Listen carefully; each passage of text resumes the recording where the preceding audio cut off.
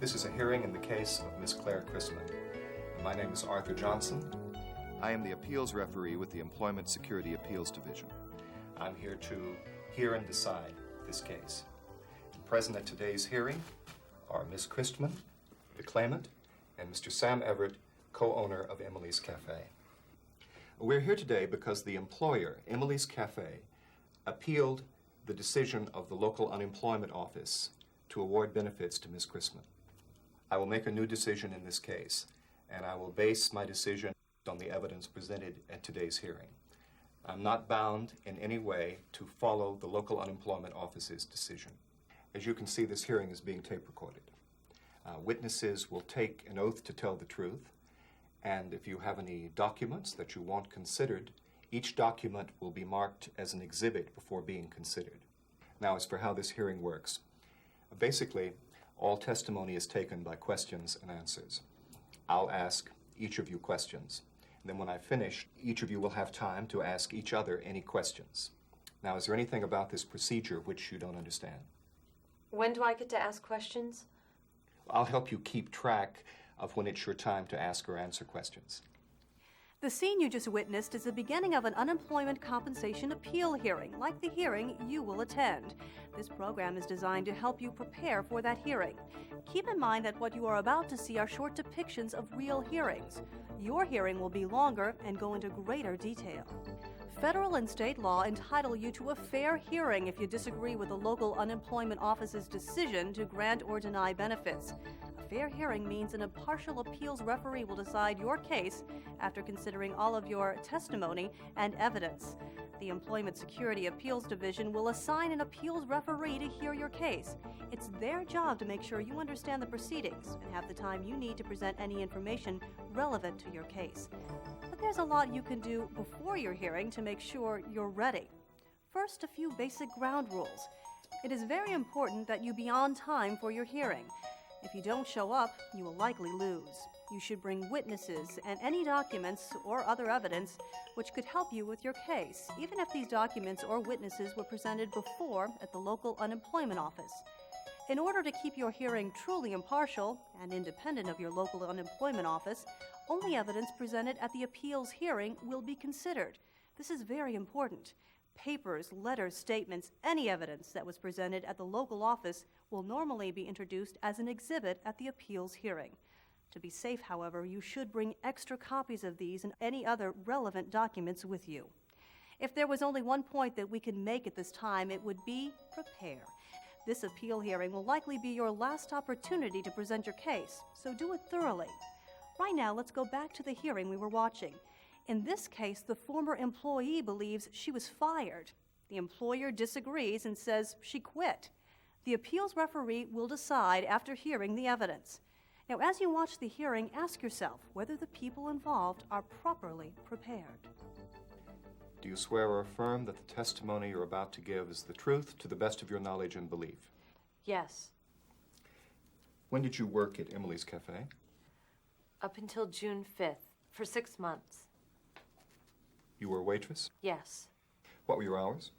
I worked 6 a.m. to 2 p.m., Monday to Friday. Who was responsible for scheduling your hours? Emily, the boss. She always put up the schedule on Fridays before the weekend, but I always had the same schedule. And what was the next day that you were scheduled to work after June 5th? I never was. Emily took my name off the schedule. Like I said, I work pretty regular hours, and I generally don't check the schedule unless I know there's going to be some change. So anyway, I got a call on Saturday night from Helen. She's another waitress. And she said Emily, my boss, had taken my name off the schedule. She said Emily told her that she wasn't going to schedule me anymore. So I tried to contact Emily that weekend, but she was in Boston. So on Sunday, I went in to check it out, and my name wasn't on the schedule. So Monday, I went and filed for unemployment. Why didn't you ask Helen to come here and testify? Helen? Why would I? I mean, she'd say the same thing I just did. I didn't think it was necessary. Besides, she still works there, and coming here to get in an argument with her boss, I didn't think she'd do it. Okay, is there anything else? No. Mr. Everett, do you have any questions of Miss Chrisman? She's wrong. Emily never said she was fired. Mr. Everett, this is your opportunity to ask questions. In a minute, I'll hear your testimony. Okay. Did you hear Emily say you were fired? Well, no. Okay. Didn't you tell Helen that you were going to quit anyway because it was too hard to work and take care of your son? No. I've complained about how hard it is to work and raise a child, but I never said I was gonna quit. Don't you go trying to lay this on me. What? What are you talking about? You know exactly what I'm talking about. Miss Chrisman and Mr. Everett, we're just here to gather facts, not to have an argument. So unless you have any other questions of Miss Chrisman, Mr. Everett, I think that we can go ahead to your testimony. Okay, no, I have no further questions. But I don't care what she says. She quit. I didn't fire her. Mr. Everett, you'll have all the time that you need to tell your story. But first, I must swear you in. Would you raise your right hand? Would you swear or affirm that the testimony that you're about to give is the truth to the best of your knowledge and belief? Yes. What is your position at Emily's Café? I'm the general manager and co-owner along with Emily, my wife. And who is responsible for making the schedule of the waitresses? Emily. Was Miss Chrisman scheduled to work the week of Monday, June the 7th? Well, she would have been if she'd called in or come in on the 7th instead of filing for unemployment. Emily did take her off for a week, just so she'd sit up and take notice. I mean, she was coming in late and leaving early way too often. We were fed up, but Emily never fired her, and she never said that to Helen. Well, why isn't Emily here today to testify as to what she told Helen?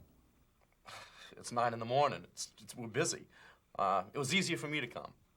Yes, but she was the one that had the conversation, so her testimony would be more reliable. She was there. Okay, is there anything else?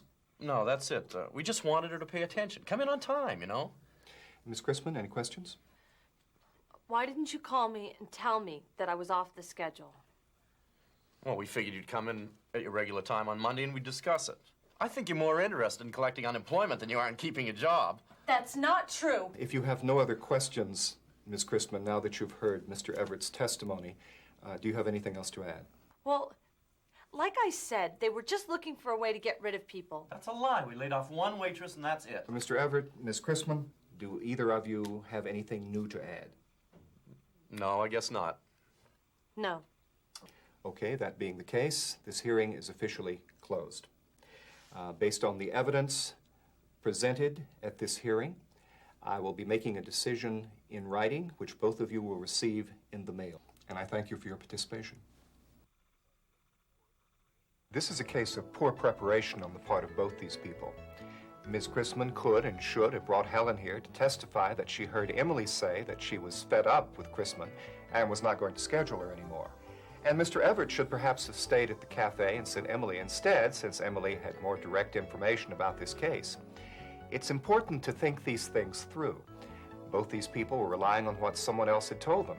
Ms. Chrisman heard from Helen, Mr. Everett heard from his wife. That's called hearsay, and it's admissible as evidence, but it's not as reliable as testimony from someone who directly witnessed the events. As you can see, an appeal hearing is carefully controlled by the appeals referee. This is done to make sure each person has the same opportunity to present their case. Here are some other important points. Once the appeals division receives an appeal, it will be scheduled promptly.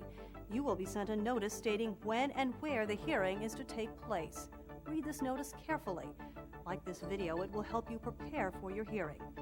Carefully note the date, time, and location of your hearing.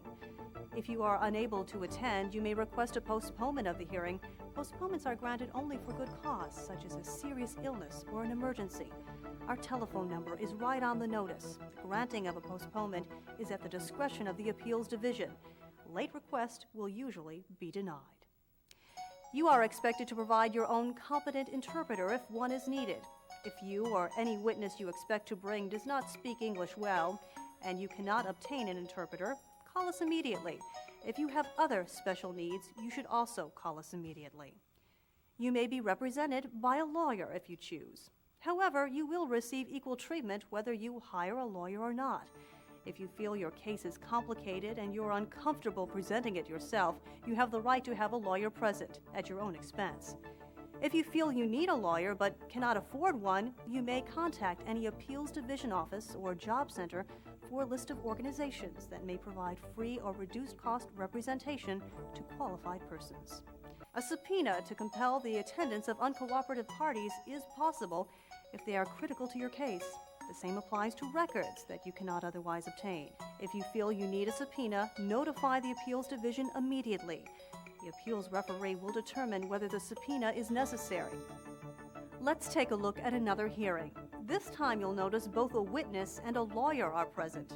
Once again, notice whether the participants seem prepared.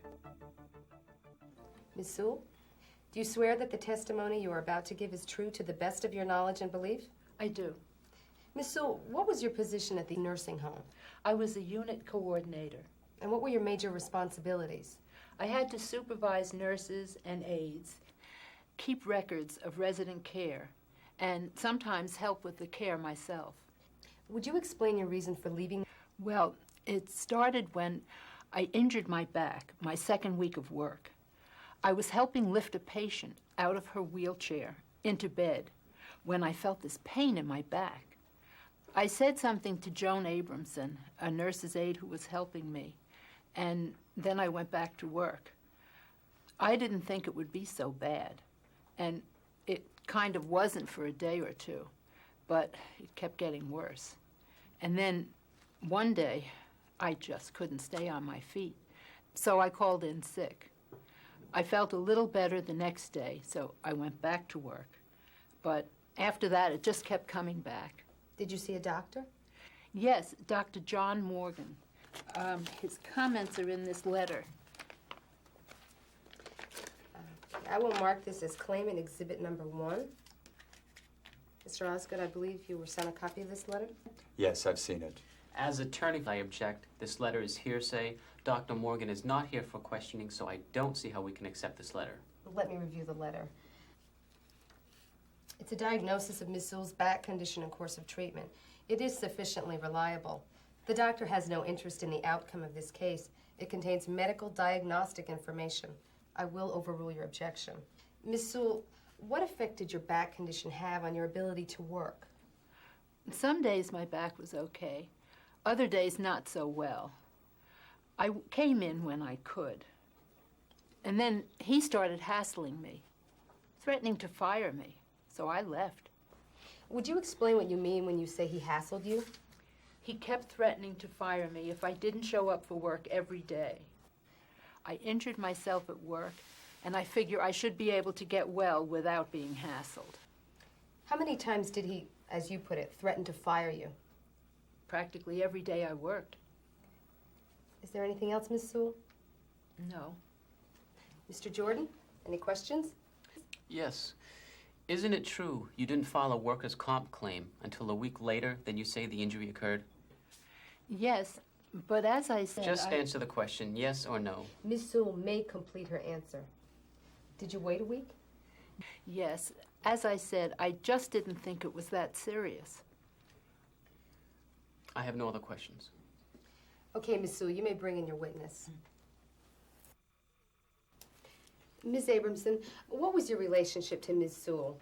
I worked with her on the East Wing. Well, actually, I worked for her. She was the unit coordinator. As I understand it, on February 23rd, Ms. Sewell helped you lift someone from a wheelchair into bed? That's right. Tell me what happened. Well, Kathy was on the patient's right side, and I was on the left, and we were lifting her from under the arms like we're trained to do, and Kathy made a little sound, ow, like that, and then she grabbed her back. So I asked her what was wrong, and she said, my back, and so I got someone else to help me, and Kathy went out front.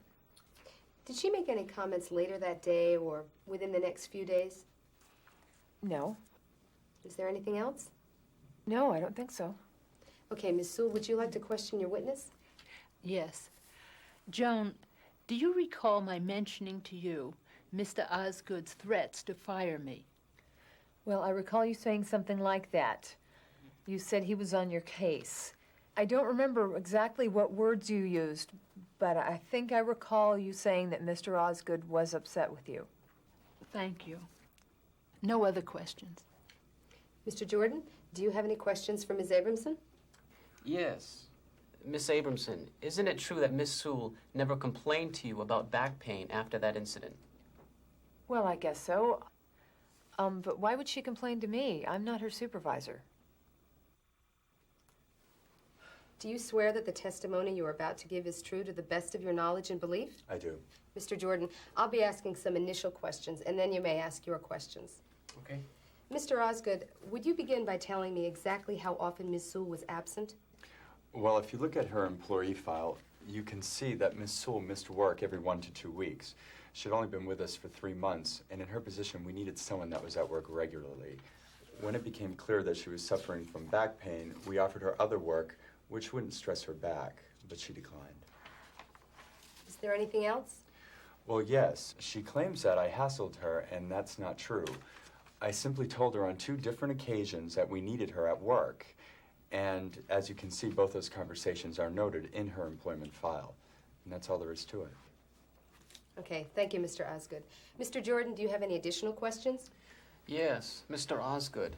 When Miss Sewell quit, were you given any medical evidence to support her claim that she injured herself at work? No. No further questions. Okay, Ms. Sewell, do you have any questions for Mr. Osgood? No, no questions. Well, thank you. If neither of you have any additional questions or comments, this hearing is closed. Both Mr. Osgood and Ms. Sewell were very well prepared. Ms. Sewell knew the facts and brought a witness, someone who had actually seen the incident in which she contends she was injured.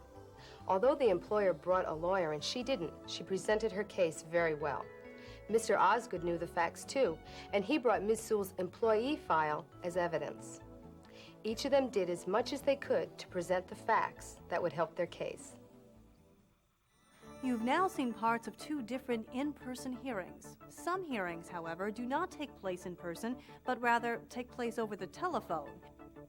Mr. Farmer, can you tell me exactly how you injured your back at the store? In a telephone hearing, the same procedures apply except that testimony is taken by phone. The appeals referee conducts the hearing in the same way, using the question and answer format, and you have the same opportunities to present your case and question the other people involved. And one other important point, if yours will be a telephone hearing, any documents or other similar types of evidence you'd like to present must be mailed to the referee and the opposing party before the hearing. Telephone hearings are the exception, not the rule. The preferred method is the in-person hearing. Telephone hearings, however, are granted for a cause such as an individual who lives out of state or is otherwise unavailable. The granting or denying of a telephone hearing is at the discretion of the appeals division. The hearing notice will advise you if the hearing is to be conducted by telephone and will provide you with the information needed to take part. Now, let's review. First of all, prepare. Think through your case. Ask yourself what information, documents, and witnesses will help establish the facts in your favor. And make sure you know the relevant dates of key events. Choose witnesses who have direct personal knowledge or experience of events about the case. If you're an employer, don't just bring a personnel director because they fired the worker. Bring the supervisor or someone who saw or heard what happened to cause the firing. If you're a claimant, don't bring your spouse because they know you're telling the truth. Bring a witness to key events, someone who can help support your case. Remember, a witness who can be questioned will carry more weight than a written statement. Stick to the facts. Emotions usually just cloud the issue and prevent you from presenting your case best. Organize the facts on paper. Make a list of the important dates and the points you'd like to make to support your case. Then make another list of the points you think the opposing party may make. Consider what you will say or ask in response. If you have any questions or special needs, please refer to the appeals guide that will be mailed to you prior to the hearing. If you are still unsure of what to do, call us immediately. Our telephone number is on the top of the hearing notice. Remember, the hearings you have seen are merely a depiction of what will actually take place at your hearing. They are meant to give you a sense of what will occur to help you better prepare. In the end, if you pay attention to these few details, you should be as prepared as you can possibly be on the day of your hearing.